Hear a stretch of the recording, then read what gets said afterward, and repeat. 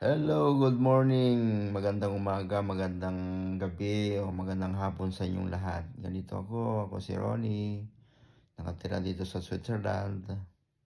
Ako isang OFW galing Spain, doon ako lumaki. Doon ako talagang nagka-experience ng buhay, ganito ganon. Pero umalis ako ng Switzerland, ng Spain dahil parang naboboring na rin ako doon. Paikot-ikot, tapos parang ganon pa rin.